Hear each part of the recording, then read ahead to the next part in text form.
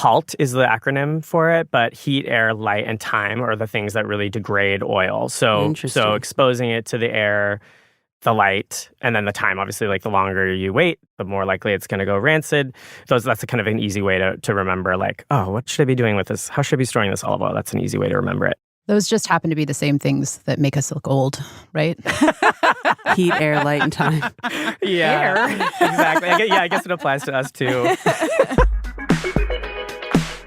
I'm Christine Cyr-Clisette. I'm Kyra Blackwell. I'm Rosie Guerin, and you're listening to The Wirecutter Show.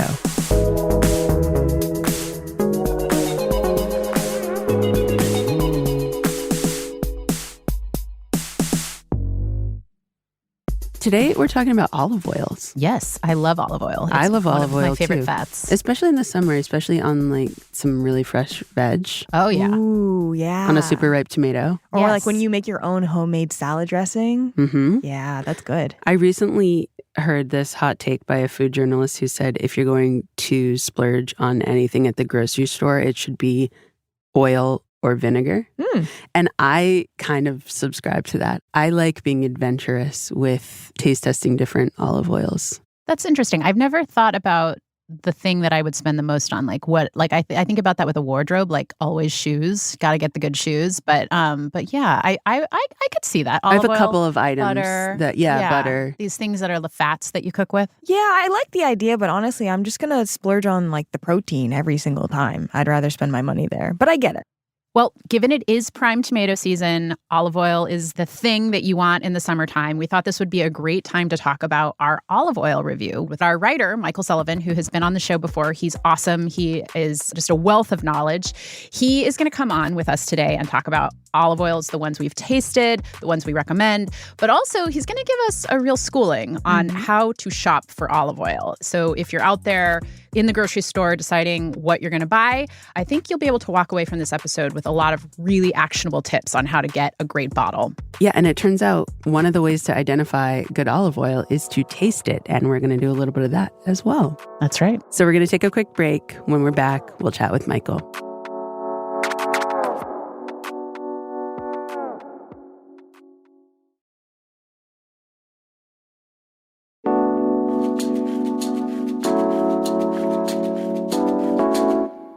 Welcome back. With us now is Michael Sullivan. He's a senior staff writer on our kitchen team, and he's reviewed a ton of kitchen gear for Wirecutter. And he joined us last October, actually, to talk about kitchen gear that will last a lifetime or close to it. So for our review of olive oils, Michael researched over 40 oils and tested over a dozen. And he used to work at an olive oil store. So cool. Michael, welcome back. Thank you for having me. Who better but you? Yeah, absolutely. I'm really excited to talk about this with you today. Michael, just to lay a picture a little bit of what our tastings look like in our test kitchen, we have something about like 10 staff writers and editors at this point. And I'm always intrigued when you're doing a tasting. It's like this very serious thing that's going on in the test kitchen. I see like a group of people sitting around a table. They're quiet. They've got notes in front of them. There's like little bowls or whatever you guys are eating. And I always like to go in and kind of peek in when nobody's in there. I'm going to admit it. That I'll go in and look in the fridge and see what you guys are testing. And it's like a wall of butter or yogurt or whatever. Yeah. And so it's really fun. And you guys do a lot of work. And we're going to talk a little bit about that. But we thought it would be fun to start this episode by you testing our olive oil knowledge, just to get kind of a baseline of what we know. Great. Okay. Yeah, so I came up with some true or false questions for you. Ooh. Okay, first one, true or false. Olive oil doesn't get better with age. True. I think that's true. True, yeah. True or false, Italy is among the biggest importers of olive oil. True. True, yeah. Oh my gosh, we know so much. You do? Yeah, that one, I feel like that was a tricky one. Okay, true or false, it's fine to store your olive oil near the stove with a pour spout. I'm going to say true. Oh, it's mixed. Yeah. I'm going to say true. Okay, it's false. Yeah, you don't want to keep it near like a heat source, so you want to keep it away from heat, and you want a nice tight sealing lid on it. You don't want to keep it open to the air. So you're saying that bottle that's sitting right by the stove is like not a good idea? Probably not the best way. Yeah. It makes a lot of sense because you just reach for it. You use it for everything. Yeah, exactly. Okay, and last one, it's best to store olive oil in the fridge. False. False, yeah. Okay, I didn't answer that one, but I'm just thinking of all the people I know who store their olive oil in the fridge. I've never heard of that. It might be like a hippie, thing. like doesn't it get like all congealed like coconut oil? Yeah, it does. Which is why, got it. You don't want to do that. On the money. Well, I'd like to say I think we have some things to learn. Let's get into it. Okay. Yeah. So, Michael, first of all, can you tell us how you test olive oils? Typically, for like any of our taste tests, we're looking at what's available in national chain grocery stores because we want people to easily find them. And then we also took a stance and only tested bottles with a harvest date. So that's really the only guarantee that you know how fresh your oil is if it has the harvest date on it. Will all bottles have a harvest date on them? They will not. Okay. So that will really help you narrow down the selection. And by harvest date, we mean the date that the olives were crushed. picked. Yeah, yeah. Kind of like wine. Well, sort of like wine, a little wine different. Sits wine sits for a while. Yeah. Okay. For olives, you want to get them crushed and bottled as soon as possible. Yeah. Got it. Is the harvest date different from the best by date? Yes. So the best by date is arbitrary. So the harvest date will tell you when exactly those olives were crushed. If it's just a best by date, you have absolutely no idea like when that oil was put in that bottle, right? Like it could be old oil, it could be new oil, it could be a mix of both. So that really tells you how fresh the oil is, and that's really the only way to know. I mean, there's a lot of other things that we'll talk about today, but yeah, that's a big one. Got it. We didn't include any flavored oils. We really wanted to just do plain olive oil, and then we looked for, oils that would have sort of a range of flavors so that, you could use them for various cooking applications. And what is the actual testing process like when you are all in that room in the kitchen and you're tasting things together? Yeah, olive oil is sort of a funny one. I mean, I should mention that we're not trained professional olive oil tasters. These testers train for years isolating like specific defects in the oil, and that's how they're like grading it like for the sensory olive oil part of it. Connoisseurs, basically? Yeah. Sommeliers. And so we're not that. So we're tasting just, based on like flavor and the nuances of that. But we did follow the California Olive Oil Council's guidelines for tasting. So we use these little blue cups that are tulip shaped, and they're dark colored so that you don't see the color of the oil because that's not an indication of quality. So it sort of masks the color so you're not influenced by that. These look like mini sifters. Yeah, can you look I know, snifters? Yeah, they look like little like brandy. Snifters, Like when you have a really fancy whiskey. A little brandy. Oh, yeah. But the tulip shape helps to focus the aroma when you're smelling it. So we use these when we test, this is what professional tasters would also use. And then we concealed all the brands as we always do with our taste tests. And then we're evaluating like the smell, the fruitiness, the bitterness, the pungency, like how peppery, that kick you get in the back of your throat when you swallow. Good indication of how fresh the oil is. So are you just sipping the oil? You're not like dipping bread into it or something? Slurping it. Yeah, because you want to sort of move it across your palate and the oil. We also do test it with bread after you slurped it? After we've slurped it, yeah. We always go back and taste the oils again with bread. So much to my wife's chagrin, I love spending a lot of time in the olive oil section at the grocery store. Uh-huh. I'm never quite sure what I should look for on a bottle. So can you walk us through what you should look for when you're going to grab a bottle of olive oil? Sure. Yeah. I mean, it is very overwhelming when you're standing in the store and you're like, oh my God, all these bottles. One of the easiest things you can do right away is avoid clear glass bottles. The UV rays will degrade the oil, and that's through photooxidation. So it's HALT is the acronym for it, but heat, air, light, and time are the things that really degrade oil. So exposing it to the air, the light, and then the time. Obviously, like the longer you wait, the more likely it's going to go rancid. That's a kind of an easy way to remember, like, oh, what should I be doing with this? How should I be storing this olive oil? That's an easy way to remember it. Those just happen to be the same things that make us look old, right? Heat, air, light, and time. Yeah, exactly. I guess it applies to us too. So a clear bottle, you just don't know how that was stored. You don't know where it was stored, how long it's been exposed to light. So it's just, you risk it being already oxidated by the time you open it. So that's an easy one to avoid. Dark bottle. So you want a tin or a dark green bottle, dark glass. And then I think most people know to look for extra virgin olive oil, but I don't know that everyone really knows what that means. Actually, that should have been a true or false question, but I would have gotten that one wrong. Same. I talk about it. So what it means is that the oil has been lab and taste tested, like I was saying, those professional tasters, and they're making sure that it's free of any defects. And also it can't have any excessive heat applied to it during the extraction, and the use of any sort of solvents or chemicals to extract that oil are prohibited.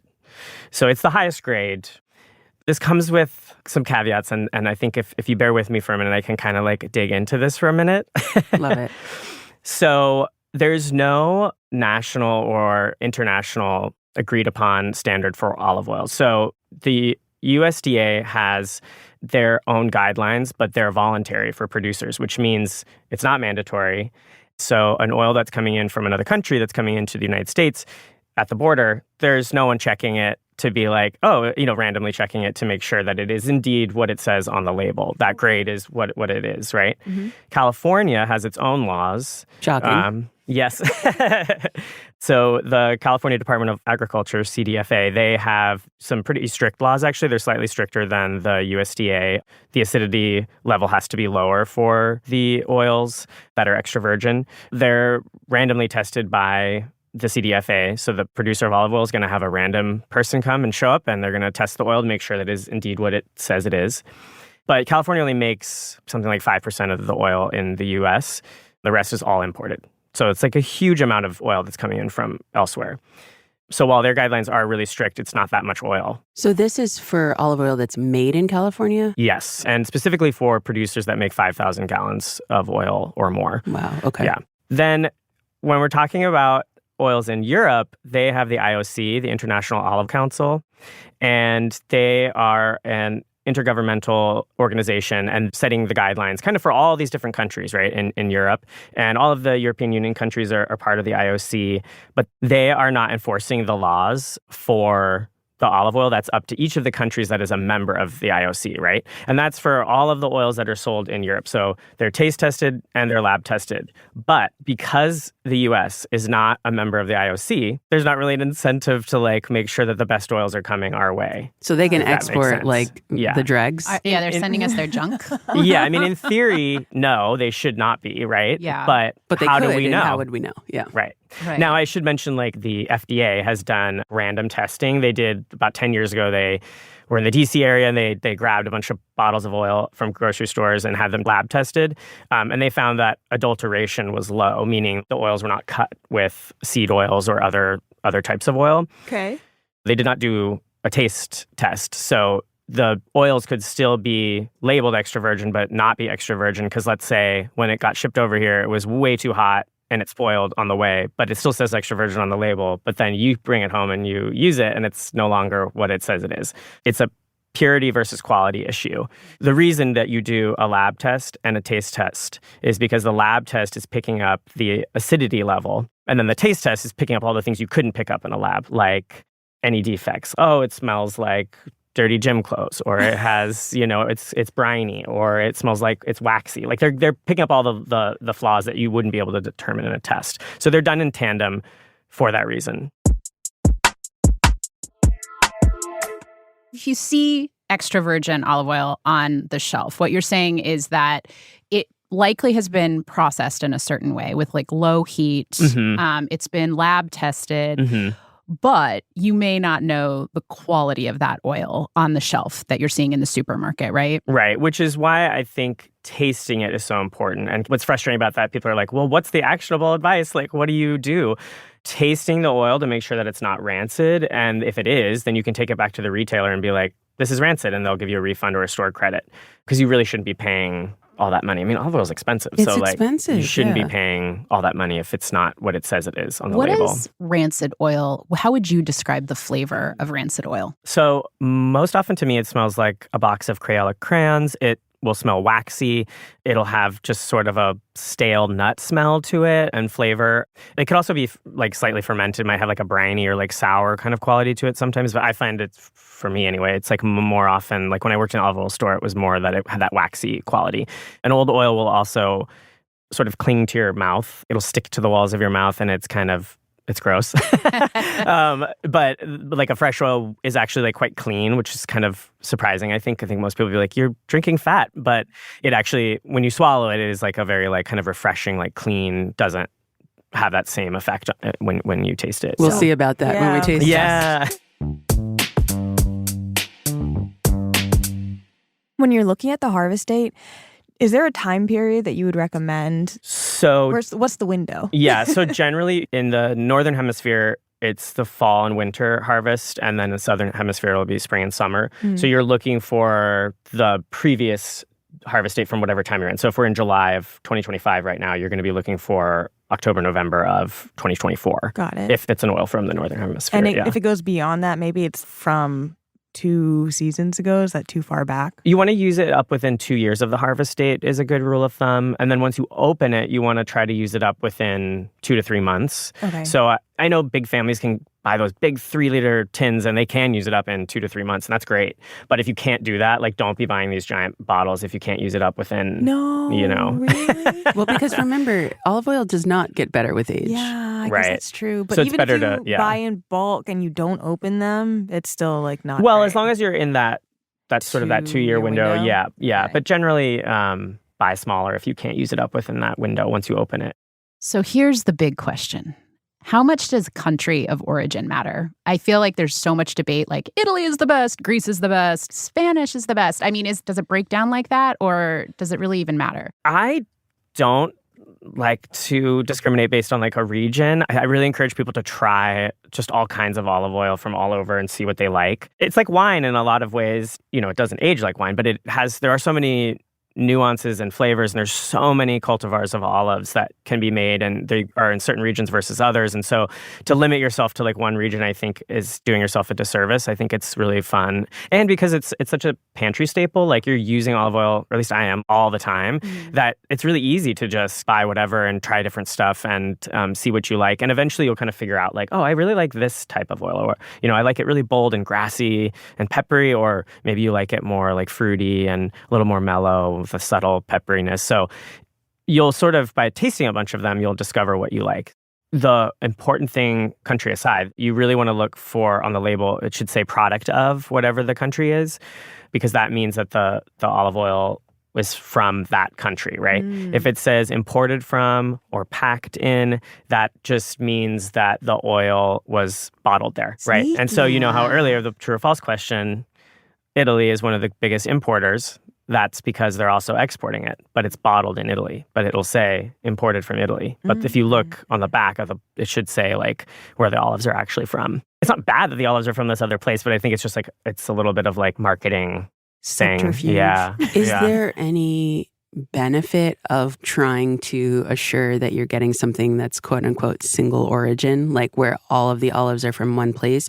Or what's your feeling about blends? Like, because I've seen, olive oil from Portugal plus Italy or something like that. I think so. Blends it's important, I think, to kind of define what we're talking about. So you could have a blend of 2 oils from 2 different estates, but you could also have a blend of oils from literally all over the world that are like 5 or 6 different countries. Those are often cheaper. We're talking about like some of the big grocery store brands do this. They're combining oils from all over the world. And, you just don't know how long those oils were sitting, where, when. I mean, that's why the harvest date is so important, right? Especially when you have all these oils from all over. Well, now I feel like I have been doing a lot of things wrong with my olive oil. But just to recap, by and large, people should be looking for extra virgin olive oil. If they want the most flavorful, the most like kind of complex oil, they want to be looking for that harvest date, and it should be within 2 years. You want to consume it within 2 years of harvest. Right. You want it to be a clear oil in a dark bottle or in a can. Right. We're going to take a quick break, and then when we're back, we're going to talk through how you should be storing your olive oil, and we're going to do a taste test. Yay! Plus, we'll get some of Michael's best secrets for finding a great olive oil out in the wild. Be right back.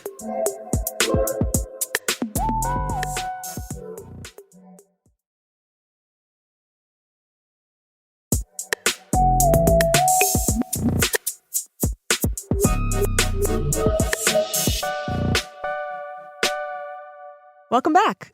We're here with Michael Sullivan, and we're talking all about olive oil. And we covered a lot of the basics for what you should be looking for when you're shopping in the aisles, but now we want to know, Michael, what you think most people are doing wrong when it comes to storing their olive oil at home. Yeah, I think the most common issue is storing the olive oil right next to the stove, just because that heat, like when you think about like, for extra virgin, you don't want excessive heat applied to it during production, right? So then to just put it right next to the stove sort of defeats that whole purpose. And they worked so hard, ideally, to... For those of you at home, Michael is making meaningful eye contact with Christine and Kyra. I am guilty as charged. I keep mine in a clear bottle with Red a spout next to the stove. Yes. Fine. I'll change, I guess. But also you want to try to avoid decanting the oil like in a clear glass bottle or Even some sort of carafe. Pretty? I know, and I have a beautiful one that I found at an estate sale, and I'm just sort of like, I guess I just look at you. I don't know what I do with you. But yeah, like we were saying, dark glass or tin is best. Ideally, a tight sealing lid. Avoid pour spouts. I mean, like, restaurants will have them in open, but think about how quickly they're going through that oil. It's like not an issue. And it's best to store it in like a dark cupboard or pantry, like away from heat and light. Mm-hmm. So not directly above your stove. Mm-hmm. Got it. Yeah. And what about plastic? I mean, even one of the bottles that we recommend, Graza, yeah. The Graza, I see it in the grocery stores all the time. And Bertolli too, yeah. It looks really cute, honestly, but it's in a green plastic bottle. What's the deal with that? Yeah, so, the experts that I spoke to, they overwhelmingly say that it should not be put in plastic. And I think that they're pointing to the fact that some plastics are semi-permeable. So then there's the risk of oxygen getting in. So they really say to stick to glass and tin. I think it's hard because so many of the reasonably priced oils in the grocery store, some of them are in plastic. And so like we included them in our lineup because we just felt like we needed to, include some of these reasonably priced oils. I think just using them up quickly is probably best advice. Can we spend a beat talking about why you're not supposed to refrigerate your olive oil? I grew up with a bottle of olive oil in the refrigerator. I don't like how it gets chunky, but I would assume that keeping it in the refrigerator would extend the life of the olive oil and keep it from the heat that could, accelerate it going rancid. So why not keep it in the refrigerator? For one thing, it's impractical because then like you're saying, you have this congealed oil. So when you go to use it, you're like, okay, now I'm waiting for this to thaw and come back to being liquid again. And some people will run it under hot water, which probably not a good idea. Also, the taking it in and out of the fridge can create condensation, which some experts were saying that that's also obviously bad for it.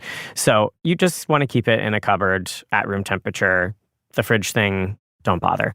There was also some misinformation circulating many years ago that was like, if you put your olive oil in the fridge and it congeals or it solidifies, that's an indication of quality. And it's not an indication of quality because each oil will have a different density and they're gonna solidify at different temperatures, and only a lab test and a taste test can determine the quality of the oil.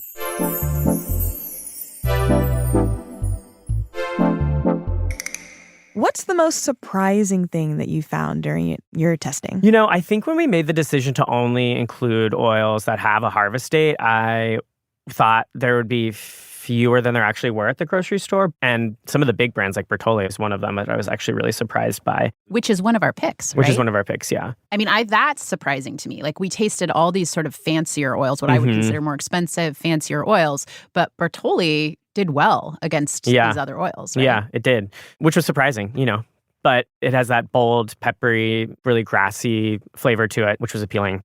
So I want to know, if someone is in a grocery store, they don't have access to the oils that we recommend in our guide, they want to buy a nice oil. What are some tips for finding something good? If you're in a grocery store, like Whole Foods or somewhere, like you often want to look not at eye level. So like above and below is where a lot of higher priced oils will be, or any product really for that matter. Like you'll notice if you go to like Walmart or wherever, like all the white label products are all eye level. That's called the strike zone. And it's all strategically placed for the consumer. So same applies to olive oil. You'll often find like at the bottom, some more interesting oils, not like the major brands that are at all the chains. That's why my toddlers are always picking the oil. Yes, from, they have champagne taste.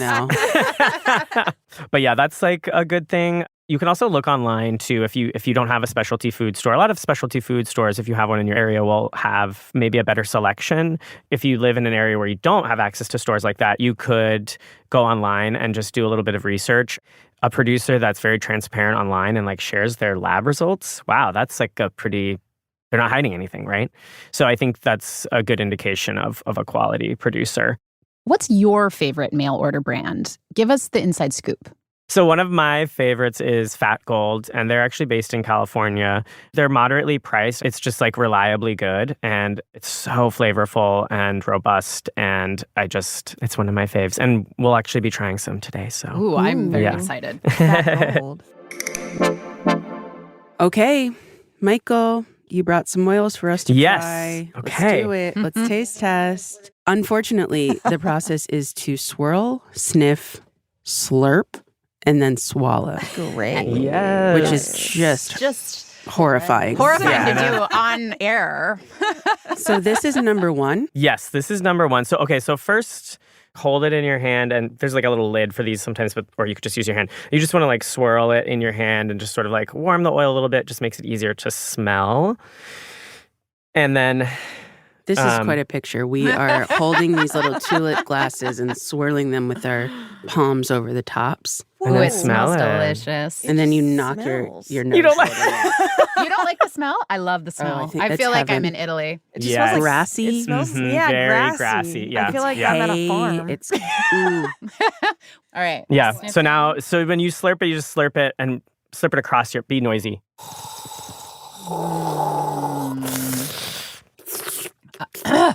I know it's a weird so sensation. peppery. Yeah. Oh my God, that's so We're peppery. losing Kyra. You guys, I don't think I can do this 2 more times. I really did not like the experience of it in my mouth, but just drinking oil. Yeah. But the after of it, the way that the flavor diffuses on the palate and then really kicks you in the back of the throat, that's so nice. Yeah. It is very it's peppery. really fruity. And this I'm isn't even the green most. apple. Yeah, green apple, definitely. Yeah. So that's number 1. This is olive oil number 2. We're swirling, we're warming. Let's get the nose in there. Oh, wow, yeah. I like this one better. It's not Yeah, as grassy, dirt smelling. Mm-hmm. Like fruits, like light fruit, maybe a little herby. Yeah, definitely getting herbs on this. Yeah. So swirl, sniff, slurp, swallow. I'm slurping. I didn't hear you. Go on. That was the okay. Okay, So this one, but this one's like very bitter. Yeah, it's I a can little bit more handle bitter. this one. This one isn't doing anything for me. Oh, really? No. Maybe because you already hit Maybe because it already hit me. Yeah, I don't feel any sensation Oh, really? afterwards. Slurp I it feel a little- like across Go your again. tongue. Yeah. Yeah. Oh my God, because this is spicy it's on the spicy. tongue Yeah, and This is in like the back. pepper spicy, Yeah. like black pepper. Yeah. The other thing to say about this one is it's very thick. It's in terms of viscosity. It It has like a feels- buttery quality to it. Mhm. Yeah. But it's not like clinging to my mouth. No, like I feel no. Like the last one kind of was. Agreed. Oh, really? Yeah. Number 1 tasted more oily. Yeah. It's Yeah. really- Yeah. This has a buttery quality to it. Yeah. Yeah, this This one is is one of very my mild favorites. to me. It tastes bitter, Yeah. and I feel a little bit of a burn, Oh, but interesting. nothing like that first burn. That first Yeah, burn sometimes- was like, whoa. Okay. Yeah. Okay. Okay, this is number 3. Okay. And Cap we're it and warm it. Swirling. We're Swirl. warming. We're swirling. And I'm going to sniff. Whoa, that's almost like waxy to me. Yeah. Yuck. Remember what I was saying earlier? Oh, Uh-oh. Is that like a little essence of crayon? I think it's like a red crayon. It really does. Isn't it wild? It smells like It's like funky. wax and cardboard. Yeah. It smells old. Just like old. Is it safe to smells say like- this is the Rancid one? Yeah. Yeah. Swirl, sniff, slurp, and swallow, guys. Oh, it just coats your mouth. I know it's a I different, don't like that, Michael. different sensation. Isn't I it? don't It's like like it. if you were like, you just played an off note or something. Yeah. Like it's like, like Yeah. It doesn't have that Yeah. burn. Mm-mm. It's flat, clings to your mouth. That's been sitting in my window for about a month with a loose lid on it in a clear glass jar. In preparation for this day? In preparation for this day. This is what it would taste like if you just drank straight vegetable oil. Yeah. It has that sort of, so it's like lost all of its, And the lingering flavor is just not pleasant. So number 1 was Fat Gold, and it's their oil that's made from Arbequina olives. And the second one was also Fat Gold, but it is from Frantoio olives. Okay. And that was the bitter, spicy one. I just got this shipment in, so I was like, oh, this will be fun. I think it's nice because the olives. Some of the grocery store brands aren't going to have the type of olive, so I thought it would be interesting for you to try like a specific type of olive cultivar. So, and then the last one was my little jar of gross oil. Clear jar. What are some of these are not picks. No, What are some of the picks that we have in our guide that you really love that you've been using since you did this guide? Yes. Okay. So for one that's like really fruity and buttery, that's really good with fish or like a lighter salad dressing, maybe a salad dressing that has fruit in it. I really like the Bono Sicilia PGI organic Sicilian olive oil. That one's really good. We all really like that one. It's not going to be as pungent and bold as some of the others. Like if you want something more bold, Bertolli is like really...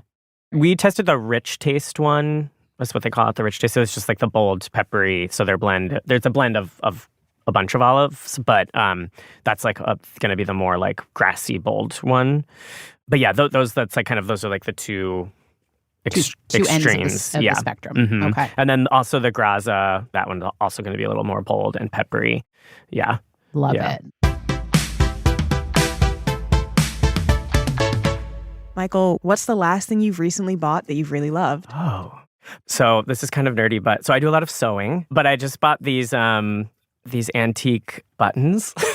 I'm laughing as I'm saying this, so I sound like such a dork. But they're like portraits of like these very fabulous women. They're like 100 years old, and they have like little portraits, and one of the women is wearing like a big jaunty hat. So anyway, I'm going to put them on a shirt that I'm going to make. I love it. Where did you find them? The World Wide Web. www. No, I got them on eBay. Michael, thanks so much for joining us. Thank you so much.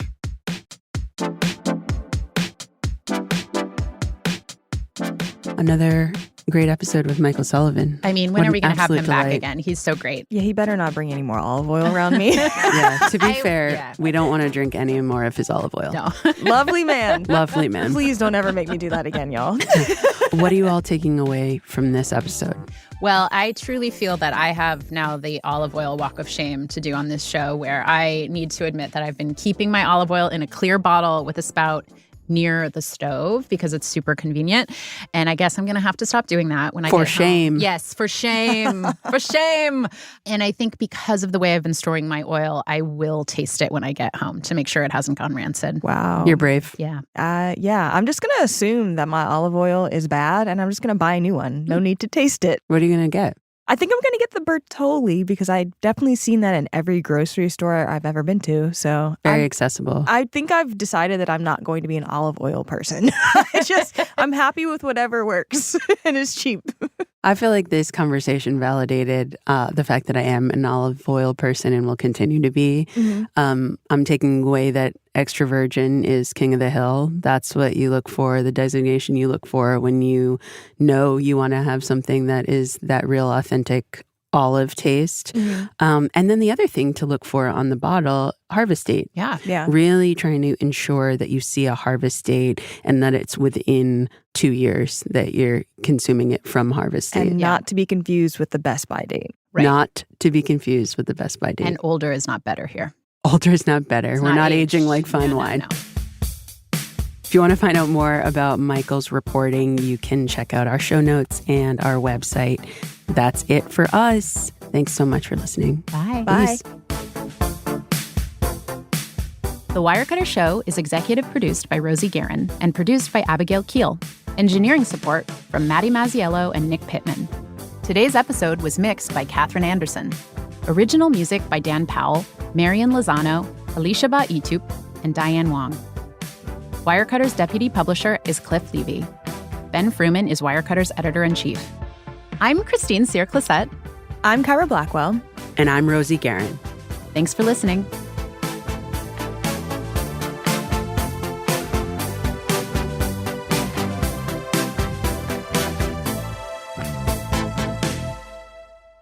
if you're not used to trying it, the reaction was just like people like choking in public in the store. And you're like, oh my gosh, are you okay?